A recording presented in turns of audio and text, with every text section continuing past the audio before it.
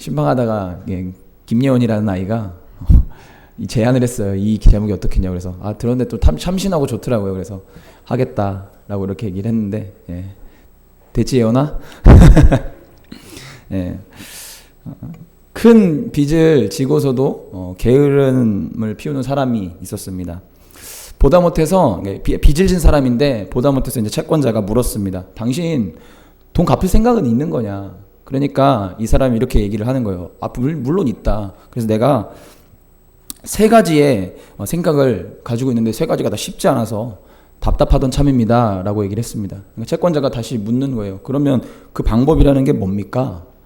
그러니까 그 사람이 대답하기를, 하나는 당신이 갑자기 죽어서 돈을 받을 수 없게 됐으면 좋겠고, 그게 아니면 당신이 가지고 있는 차용 증서가 분실되든가 불에 타든가 했으면 좋겠고, 그것도 아니라고 그러면 우연히 길을 가다가 많은 돈을 주워서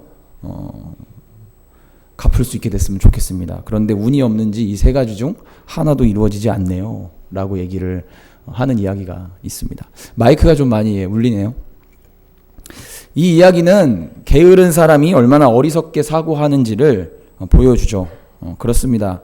게으름은 이처럼 어리석은 사람으로 우리를 만들 수 있습니다. 그런데 문제는 이 게으름으로부터 우리 모두가 자유로울 수 없다라는 것이 우픈 현실이죠. 그래서 나는 부지런합니다. 나는 이 게으름에서 자유합니다. 라고 생각하시는 분 혹시 계신가요? 안 계시죠? 잘 돌봐드려야 돼요. 네. 게으름에서 자유한 사람 없다고 생각합니다. 우리 모두의 문제라고 생각해요. 그러나 우리가 기억해야 될 것은 뭐냐면 이러한 게으름의 태도가 내 삶의 질을 떨어뜨리고 인생을 무너뜨릴 수 있다는 것입니다. 그런 말 들어보셨습니까? 꿈의 실현을 막는 가장 큰 적은 게으름이다. 위대한 신앙의 사람이나 역사 속의 인물을 봐도 그 어느 인물 하나 훌륭한 사람 중에서 게으른 사람이 없었어요. 역사상 하나님께서 쓰셨던 사람들을 한번 살펴보십시오. 그 중에 위대한 게으름뱅이 한번 본 적 있으십니까? 만약에 성경 속에서 여러분들이 위대한 게으름뱅이를 한 사람이라도 찾을 수 있다면 제가 해화역 4번 출구에는 현초밥 엄청 맛있다고 하더라고요. 저는 회를 잘 못 먹는데 거기서 제가 제일 비싼 세트를 사도록 하겠습니다. 없어요. 게으름은 우리 삶 속에서 후회만 남도록 합니다. 우리의 지성에 건강하고 바른 사고를 사라지게 하죠. 게으른 삶은 어떤가요? 도전도 없고 진전도 없고 성장도 없습니다. 항상 실증 가운데 살아가고 뭔가 항상 불만이 많아요. 게으른 삶은 우리의 삶을 가치 없는 삶으로 전락시킵니다. 그래서일까 톨스토이가 그런 말을 한 적이 있어요. 게으른 자의 머릿속에는 악마가 살기 가장 좋은 곳이다. 우리 인생에 파괴하는 게으름. 이 게으름의 이유는 무엇이고 어떻게 하면 이 게으름을 극복할 수 있을까? 오늘 말씀을 통해서 해안이 열리기를 소망합니다. 아멘. 우리 한번 이렇게 고백했으면 좋겠습니다. 옆 사람에게 저는 게으른 사람을 짐승처럼 여겨요. 네. 세 사람씩 얘기해 주십시오. 네, 저는 게으른 사람을 짐승처럼 여겨요. 네, 사람으로 여기지 않아요.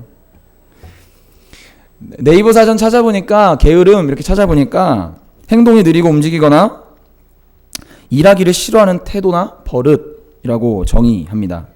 게으름은 성격이나 특성 혹은 유전적인 요인이라고는 생각하지 않아요.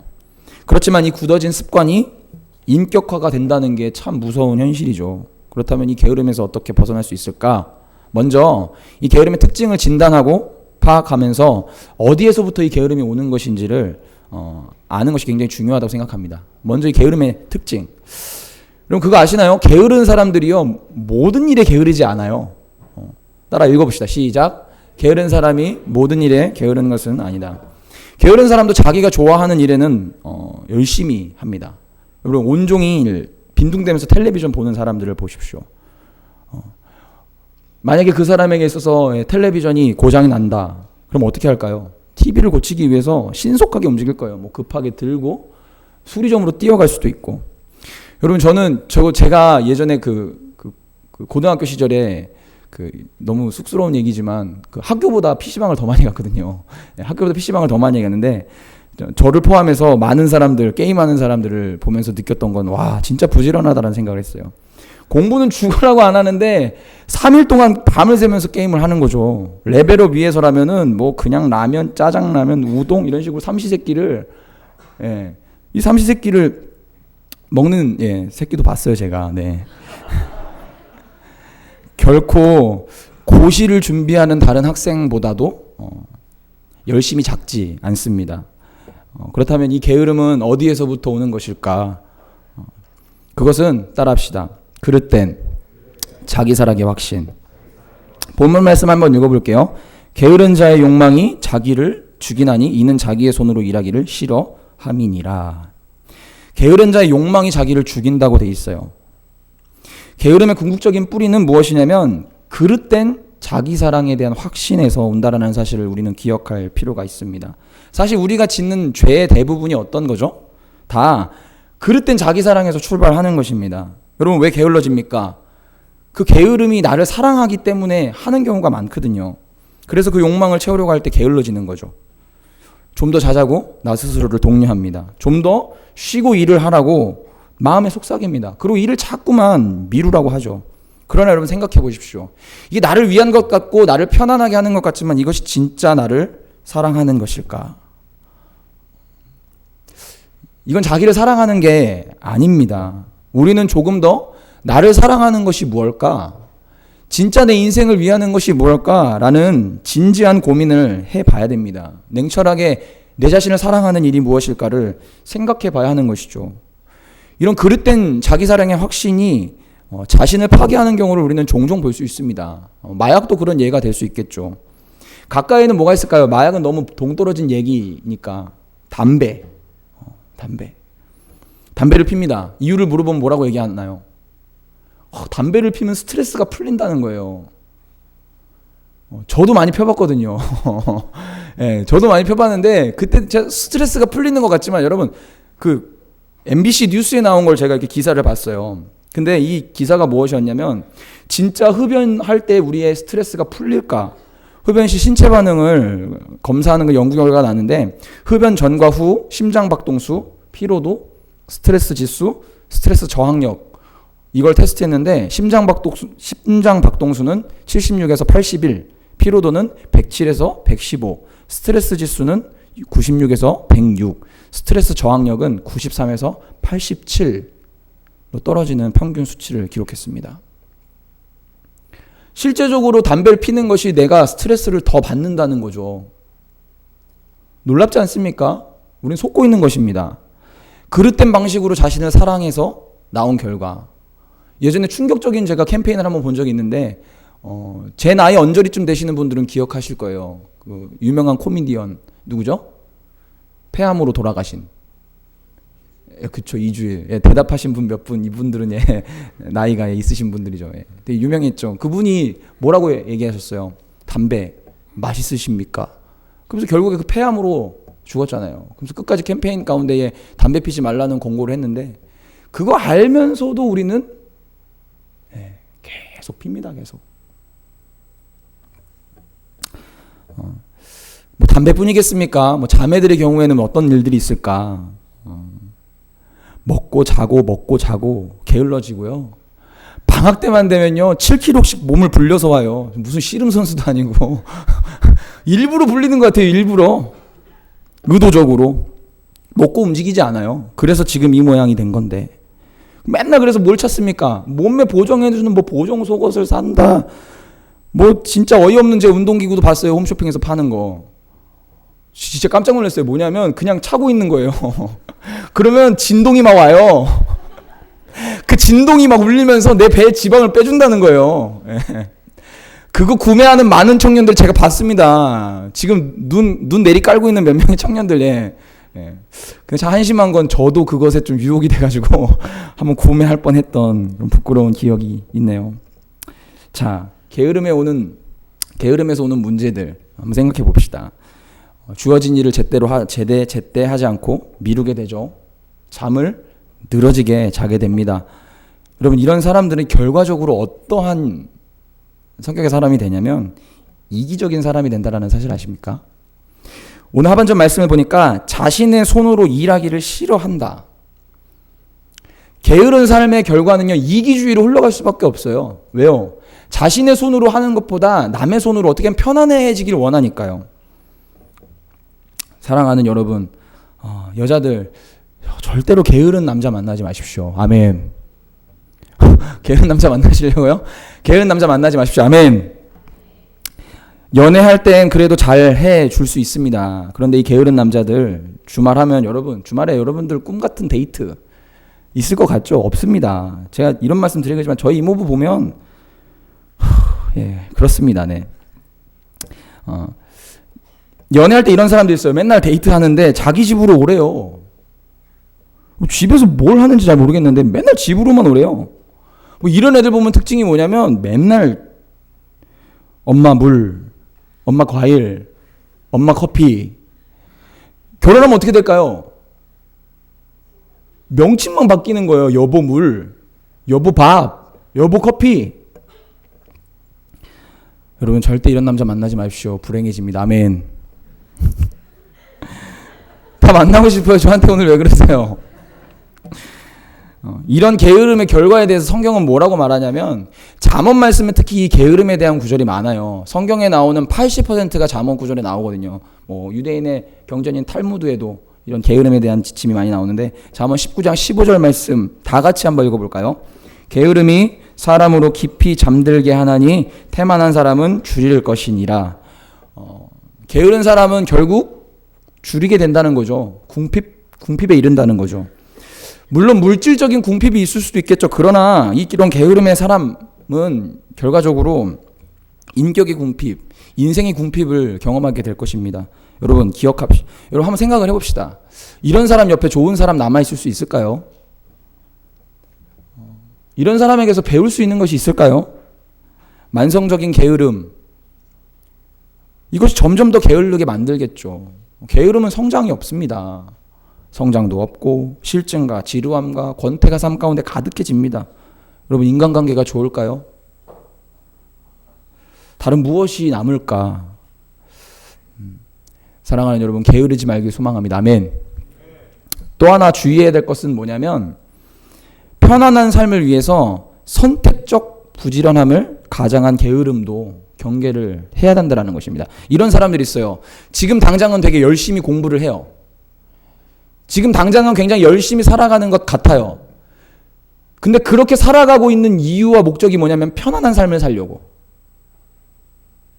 그럼 어떻게 될까요? 그 사람의 삶 가운데 조금 편안함이라는 것이 주어지면 그 사람이 원하는 만큼의 돈을 벌고 원하는 목적을 이루고 나면 그 사람은 어떻게 될까요?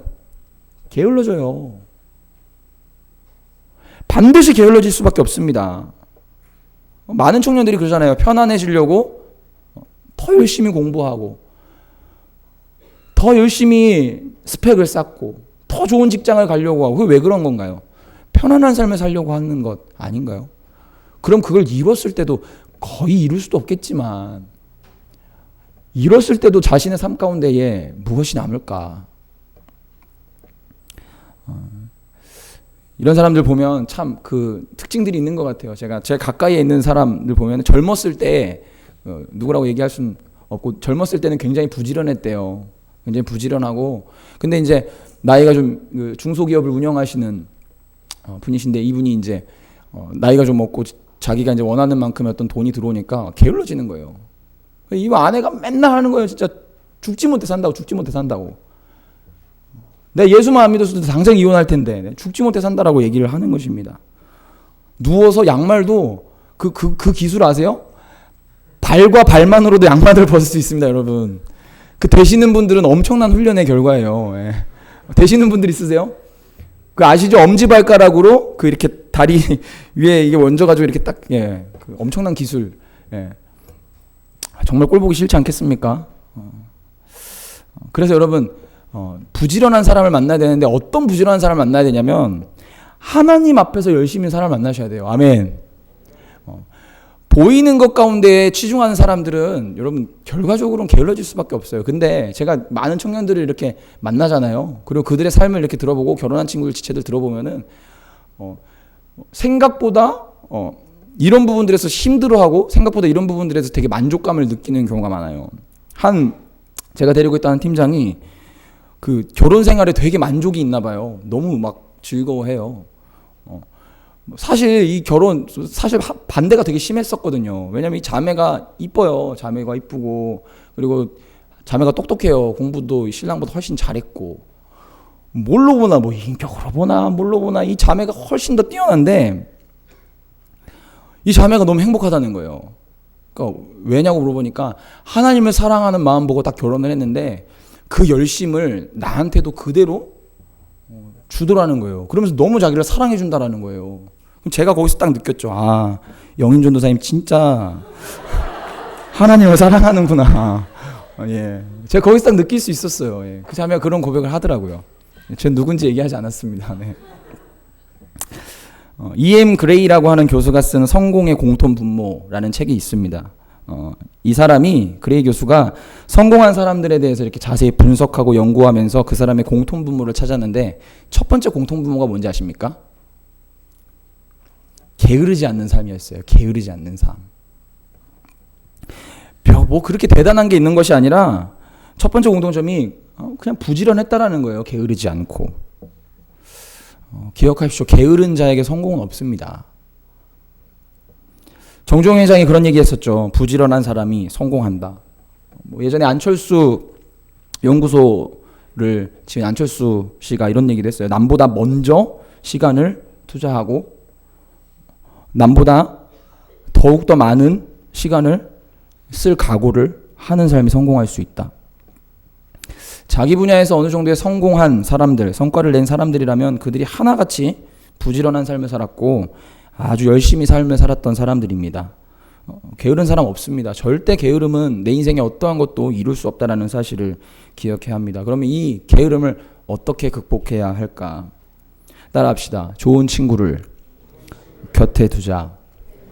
잠언 27장 17절 말씀 보면 철이 철을 날카롭게 하는 것 같이 사람이 그의 친구의 얼굴을 빛나게 하느니라. 게으름을 벗어나고 싶어도 벗어날 수 없는 이유 중 하나가 뭐냐면 환경이에요. 환경. 주변 환경. 특별히 관계예요. 관계. 내가 항상 만나는 친구들, 항상 함께하는 지체들.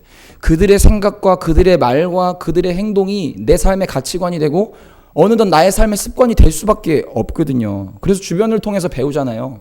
한 친구가 그런 얘기 하더라고요. 학원에서 근무를 하는 친구인데 그 아이의 말투만 봐도 그 아이의 행동만 봐도 자식과 부모를 구별할 수가 있대요. 왠지 물어봤더니 그 어머니가 그 아이를 데려오실 때 하는 말투, 하는 행동들이 그대로 그 아이랑 똑같다는 거예요. 왜 그럴까요? 곁에 두면 닮으니까요. 사랑하는 여러분, 곁에 좋은 친구를 둘 수 있는 사람들이 필요합니다.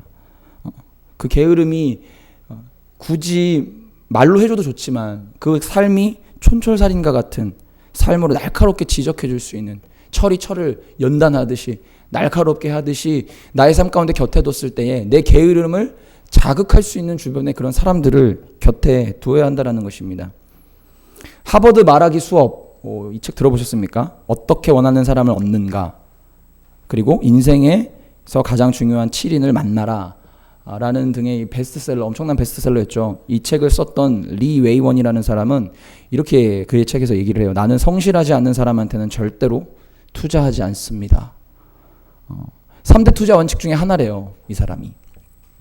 이 사람 미국과 중국에서 최고의 홍보 전문가로 활동하면서 그 미국 대통령 선거 때 그 체니 부통령의 고문을 맡기도 했던 사람인데 이 사람이 얘기하는 바가 뭐냐면 곁에 두어야 할 사람 중에 한 명이 어떤 사람이냐면 게으르지 않는 사람, 성실한 사람을 반드시 곁에 두어야 한다라고 얘기를 합니다.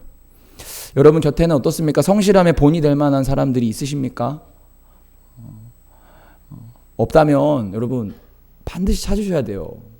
유유상종이라는 말이 있지 않습니까? 끼리끼리 논다라는 그런 해석이 있을 수도 있지만 저는 그 의미를 좀 긍정적으로 생각해 보면 제가 그랬거든요. 저는 지금도 제가 본받고 싶은 사람이 있거나 제가 어떤 부분들을 닮아야겠다라는 생각이 드는 사람이 있으면 먼저 갑니다. 나이가 많든 적든. 그리고 실제로 그러한 사람들과 함께 지낼 때에 그 사람들의 장점이 나의 장점이 되기도 하는 것을 너무나 많이 경험했죠. 중국 동부 연안에 있는 절강성이라는 곳 혹시 아십니까? 중국에서 오신 분들도 많이 계신데 저장성이라고도 불리는 곳이죠. 이곳 사람들, 절강성 사람들을 뭐라고 부르냐면 중국의 유태인이다라는 말을 해요. 이곳에는 자부심이 굉장한데 사람만 제외하고 모든 상품을 생산한다 라고 불리는 곳이기도 하고 굉장히 부유하고 교육과 어떤 문화와 사회 전반적인 것들에 대해서 되게 높게 평가받는 그런 도시입니다. 많은 사람들이 곧 상해에 있는 수도에 있는 상하이에 있는 많은 거점 지역들을 절강성 사람들이 점유할 것이다 라는 여론도 상당한 많은 설득력을 얻고 있어요. 근데 여러분, 이 다른 곳보다 우수한 이 지역의 그 비결이 무엇인지 아십니까? 이런 말도 있더라고요. 절강성에 가면 모든 사람들이 통장에 1억의 현금이 있다. 이런 말이 있을 정도로. 근데 그 이유에 대해서 물어보니까 집단적 부지런함이래요. 집단적 부지런함. 15년의 짧은 기간에 시장이 조성됐습니다. 짧은 시간임에도 불구하고 이렇게 확고한 위치와 자리를 잡고 있는 이유가 집단적 부지런함이라는 거예요. 발전의 원동력이라는 이 글을 보면서 우리가 함께하는 교제의 관계, 공동체의 중요성, 친구와 무리의 중요성을 다시 한번 생각해 보게 됐습니다. 미국의 캘리포니아 연안에 있는 몬트레이라는 마을이 있어요. 근데 여기가 오랫동안 그 게으른 펠리컨들의 천국으로 되게 유명한 곳이었어요. 왜냐하면 어부들이 어업을 하고 남은 이 잔챙이 물고기들을 이제 그냥 이렇게 버렸었거든요. 그러니까 펠리컨들이 이거를 주워 먹고 살았던 거예요. 그래서 펠리컨들의 천국이라고 불리면서 이곳에 펠리컨들이 많이 모였는데, 근데 어느 순간부터 이 잔챙이 고기까지도 상업적인 가치가 있다라는 걸 이제 발견하고 그것을 이제 버리지 않고 모으기 시작했어요. 그래서 모아서 팔기 시작했거든요. 그런 놀라운 일이 일어났습니다. 그러면 펠리컨들이 어떻게 해야 되죠? 고기를 못 주워 먹으니까 잡아야 되잖아요. 근데 잡지 않고 계속 많은 수의 펠리컨들이 아사하는 거예요. 굶어 죽어버리는 거예요. 근데 이것을 통해 이 마을 주민들이 자꾸만 펠리컨들이 죽어나가니까 어떤 방법을 써야겠다. 그래서 전문가를 모셔가지고 어떻게 해야 됩니까? 라고 했을 때 이 펠리컨 전문가가 취했던 방법이 굉장히 간단해요. 어떤 방법인지 아십니까? 남쪽 지방에서 먹이를 스스로 잡는 부지런한 펠리컨들을 여러 마리, 몇 마리 수입해서 그곳에 풀어놨대요. 근데 놀랍게도 그 집단이 점점 다른 펠리컨들이 물고기를 잡기 시작했다고 합니다. 무리의 중요성, 관계의 중요성, 정말 중요한 것이죠. 여러분 주변에 꼭 이런 부지런한 관계들을 맺으시길 바랍니다. 아멘? 그런 의미에서 저희 교회 공동체 되게 좋은 것 같아요. 오트 공동체. 왜냐하면 부지런한 아이들이 참 많아요. 부지런한 청년들이 참 많아요. 막 리더들 일하면서 학업하면서 전도하랴 기도하랴 바쁜데도 자기 일들 다 해내가려고 하는 이 부지런함. 행복한 사람들의 축제가 있지 않았습니까? 2주 전에. 근데 그때 제가 한 자매와 이렇게 전화통화를 하는데 그 친구가 그런 말 하더라고요. 이곳에 온 이유가 뭐냐라고 물어봤더니 맨날 바쁘게 지내고 전공 실기하고 수업 듣는 거 보면 잘한대요. 실력이 있대요. 보면은 그 별로 이렇게 하지 않는 거 그렇게 별로 이렇게 탁월한 것 같지 않은데 어떻게 그렇게 부지런한 삶을 살 수 있을까? 라는 마음에 궁금증이 생겼다는 거예요. 그래서 우리 교회에 오게 됐다라는 것입니다. 사랑하는 여러분, 내가 정말 이 게으름을 탈피하고 싶다면 여러분 곁에 좋은 친구를 두십시오. 게으르지 않을 수 있는 게으름의 삶 가운데 내 충격 한마디, 충격적인 모습들로 나를 변화시킬 수 있는 그런 친구들이 여러분 곁에 있었으면 좋겠습니다. 아멘? 두 번째, 게으름을 탈피하는 방법은 옆 사람에게 이렇게 얘기합시다. 일찍 자자. 일찍 좀 자자. 잠언 6장 9절 말씀 보면 게으른 자여 내가 어느 때까지 누워있겠느냐, 내가 어느 때에 잠이 깨어 일어나겠느냐, 좀 더 자자, 좀 더 졸자, 손을 모으고 좀 더 누워있자 하면 내 빈궁이 강도같이 오면 내 군핍이 군사같이 이르리라. 좀 더 자자, 좀 더 눕자 라고 하는 사람에게 궁핍이 올 거라고 얘기하고 있습니다. 그런데 왜 좀 더 자자, 좀 더 눕자 얘기할까요? 자야 될 때 안 자니까요. 자야 될 때. 여러분, 게으름뱅이 중에서 99.9%가 야행성이에요. 제가 막 열받을 때가 있어요. 새벽 2시에 카톡 울리는 소리에 제가 잠을 깨서 확인해보면 막 핸드폰 던지고 싶을 때가 있어요. 중요한 건 줄 알고 제가 일부러 새벽에 잘 때는 이렇게 핸드폰을 켜놓거든요. 무음으로 안 해놓고. 이런 메시지가 와 있는 거예요. 애니팡2 땡땡땡님이 하트 한 개 보냈습니다. 지금 바로 확인해 보세요. 와, 자매들 카톡하는 거 보면 놀라워요. 새벽 2시까지 막 얘기해요. 그러면서 마지막 카톡은 뭐라고 하냐면 자세한 건 만나서 이야기하자. 도대체 2시간 동안 자세하지 않은 무슨 얘기를 한 거예요. 이해를 할 수가 없어요. 밥 먹은 거, 누가 누구랑 밥 먹은 거 갖고도 30분, 1시간을 얘기하고, 그 자세한 얘기는 만나서 하자 그러는, 진짜. 형제들이요, SNS에 중독된 자매들을 조심하십시오. 아멘. 자매들은 또 뭘 조심해야 될까요? 스마트폰 못 끊는 형제들 조심하셔야 돼요. 늦게 자고 오전부터 다크서클 내려온 눈을 뜨고 있는 건, 눈을 뜨고 있는 건지, 감고 있는 건지, 알 수 없는 눈으로 수업을 듣습니다. 일을 합니다. 마치고 6시쯤 되면 부활하세요. 그때서야 부활하세요. 그때서야. 그러면 다시 또 밤에 잠이 안 와요. 왜요? 오전 내내 점심 내내 졸았으니까요. 그럼 또 그때까지 카톡 합니다. SNS 합니다. 하트 보냅니다. 밀렸던 드라마 보는 것이죠. 빨리 자야 되는데 그런 습관들이 안 되는 것 같아요. 아니, 특별한 상황, 뭐 시험 기간에 시험 공부한다, 시험 준비한다. 그럴 수 있어요. 근데 뭐 매일 시험 준비하는 거 아니잖아요. 매일 시험 기간이, 인생은 시험 기간입니다. 말은 잘해요, 말은. 게으른 사람들 보면 진짜 말을 좀 잘하는 것 같아요. 예. 여러분, 근데 그런 것들이 무슨 가치가 있냐는 말이에요.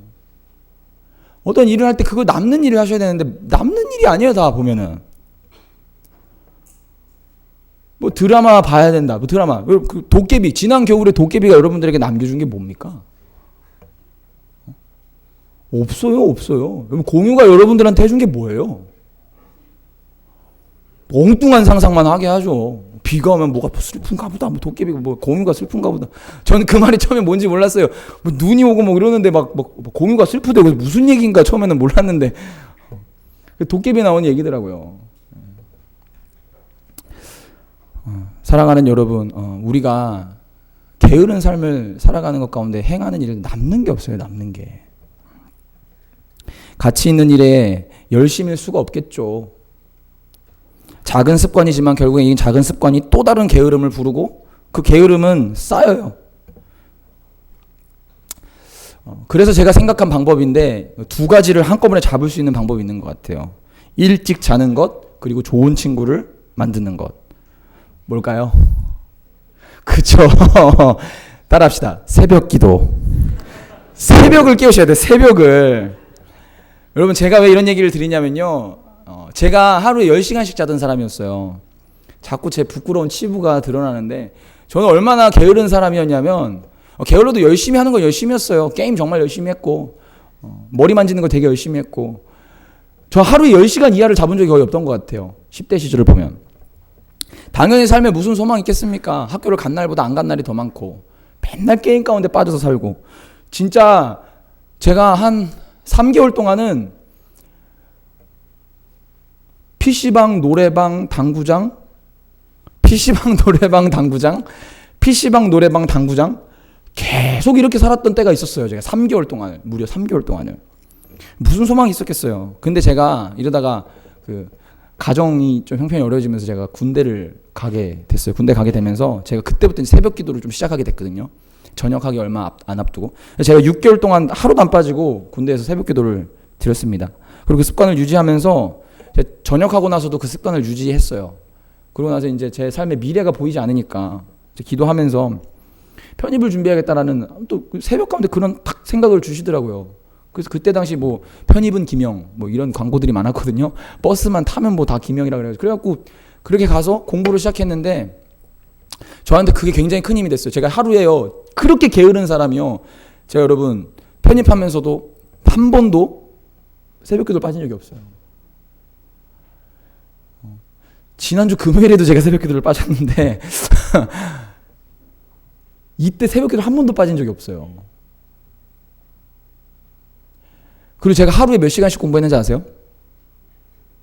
무려 17시간씩 공부했어요. 하루 17시간씩. 그러면서 목, 금, 토, 주일 사역에 올인하고 막 교사 3개 섬기고 청년부 리더하고 임원하고 찬양팀하고 그 원동력이 어디에 있었을까? 저는 처음에 피곤했죠. 새벽에 나와서 기도하는 부분들이. 근데 기도하는 가운데 하나님 새 힘 주시고 지혜를 주시고, 제가 학원 강사할 때도 사실 새벽 기도가 되게 큰 힘이 됐었거든요. 새벽에 기도하면서 생각했던 유머들을 정리해서 그날 딱 얘기하면 빵빵 터졌어요. 여러분 지금 안 믿으시겠지만 여러분 너무 제 유머에 반응하지 않으셔가지고 제가 여러분 그거 아세요? 돌아가는 길에 상처받고 가요. 끝까지 남아서 기도하고 가요. 너무 반응이 없어가지고. 그렇게 그때 만들었던 제 어떤 그 아이디어들, 학원 강사 하면서 제가 그때 또 책을 한 권 썼어요. 문법 책을. 그 학원 안에서 썼지만 어마어마한 그 인사이트들이 들어있었거든요. 거기에 다 어디서 온 거냐면 새벽 기도에서. 인류 역사상 가장 부지런한 삶을 사셨던 분이 누구실까요? 네, 말해 뭐합니까? 예수님이시죠. 그 예수님 항상 새벽 미명에 기도함으로 하루를 시작하셨습니다. 어떠한 인생보다도 능력 있던 비결이 바로 여기에 있던 것입니다. 기도 외에는 이런 능력이 나갈 수가 없다라고 예수님께서 말씀하시지 않습니까? 사실 이 부분이 제일 큰 부분이에요. 제가 앞에서 설명드렸던 두 부분은 뭐 인본주의적인 관점에서 충분히 자기개발서에서 할 수 있는 얘기들이라고 생각하지만 이 마지막 게 사실은 가장 중요한 일이에요. 왜냐하면 게으름은 사실 우리 육적인 부분들보다도 영적인 부분들이기 때문에 그렇습니다.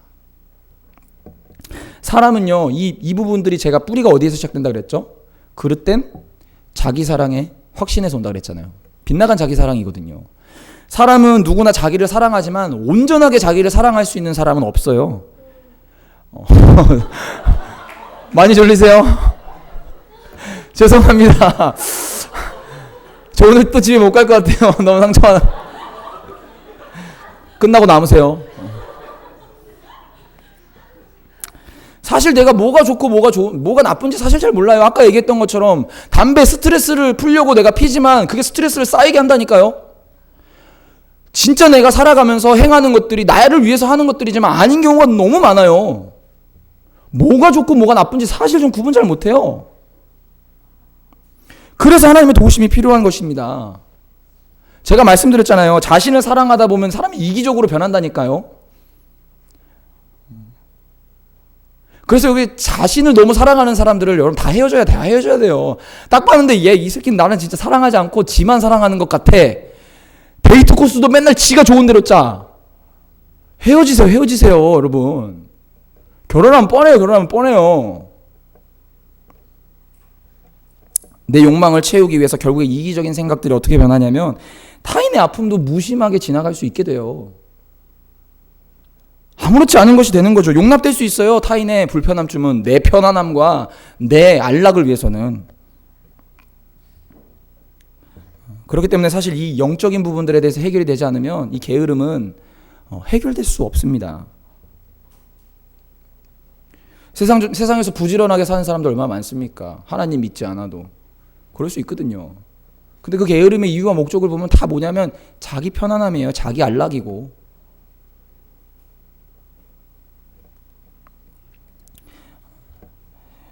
결과적으로 내 존재의 목적과 내 위치에 대한 올바른 인식, 하나님 앞에서 가능한 것이죠.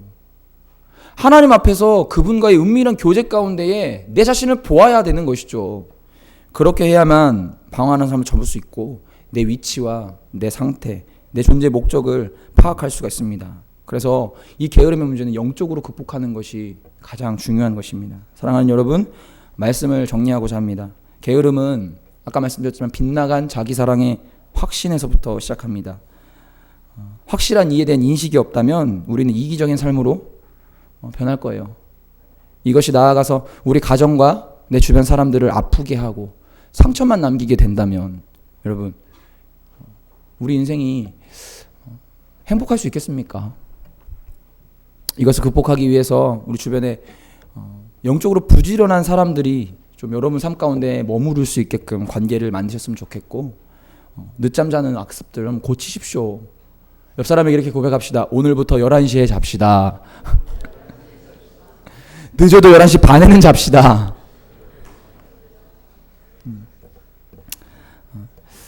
무엇보다도 이런 부분들이 잘 안 될 때 우리 새벽을 깨우면서 하나님께 구하면 하나님이 그런 인사이트들을 주시고 삶 가운데 내가 부지런할 수 있는 방법들과 열어주실 것 같아요. 새벽에 기도를 한다는 것 자체가, 새벽 기도를 나온다는 것 자체가 부지런한 삶을 전제하지 않으면 안 돼요. 새벽에 나온다고 생각하면 그거 얼마나 부지런해요. 그러려면 그 전날부터 삶이 계획되어야 돼요. 그것 자체가 얼마나 큰 힘입니까? 새벽을 깨우는 사람들, 여러분 뭐 그런 얘기도 하잖아요. 새벽 기도하는 여자를 만나야 된다. 왜냐면 아침밥을 얻어먹을 수 있다. 뭐 이런 얘기도 하지만 새벽을 깨우는 사람들은 하루의 시간이 길어요. 선용할 수 있는 시간이 많다라는 것입니다. 그렇기 때문에 여러분 함께 우리 새벽을 깨우는 문화가 이 고투 공동체 안에 활발하게 일어났으면 좋겠습니다. 아멘. 네. 마지막 말씀 로마서 12장 10절 말씀 11절 말씀 읽어보겠습니다. 형제를 사랑하여 서로 우애하고 존경하기를 서로 먼저 하며 부지런하여 게으르지 말고 열심을 품고 주를 섬기라. 하나님은 우리를 창조하셨습니다. 어떠한 목적으로 창조하셨을까요? 부지런하여 게으르지 말고 열심히 하나님을 섬길 수 있는 사람으로 창조하셨어요. 그래서 사실 이 본질이 중요한 거예요. 이게 되지 않은 상태에서 열심을 살아간다고 칩시다. 그 열심은 결과적으로 내 개인의 만족, 내 개인의 유익, 결국엔 이기적인 삶으로 빠질 수밖에 없는 거거든요. 하나님을 위한 열심의 삶이 여러분들의 삶이 됐으면 좋겠습니다. 열심으로 하나님과 이웃을 섬길 수 있는 여러분 되시길 축복합니다. 아멘. 우리 시간 찬양하며 기도하십시다.